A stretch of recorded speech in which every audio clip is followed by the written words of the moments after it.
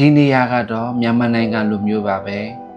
ဒါပေမဲ့ဒီနေရာကတော့ဘန်ကောက်မြို့မှာပဲဖြစ်ပါတယ်ဘယ်နေရာလဲဆိုတော့ဘန်ကောက်မြို့လယ်မှာရှိတော့မြန်မာတို့အနေအများဆုံးရပ်ကွက်နှစ်ခုဖြစ်တော့ဖက်ချဘူရီဆွဲဟာနဲ့ဆွဲ30တွေပဲဖြစ်ပါတယ်အခုကျွန်တော်ရိုက်ထားတဲ့အရာကတော့ညနေပိုင်းမှာမြင်တွေ့နေရတော့မြင်ကွင်းလေးပင်ဖြစ်ပါတယ်ဒီနေရာမှာတော့ညပိုင်းမှာဆိုဈေးတွေနဲ့အရန်ကိုစီကားလှပါတယ်အလောက်ကနေလှုပ်လာတော့ဒွတ်ညီကိုမောင်နှမတွေနဲ့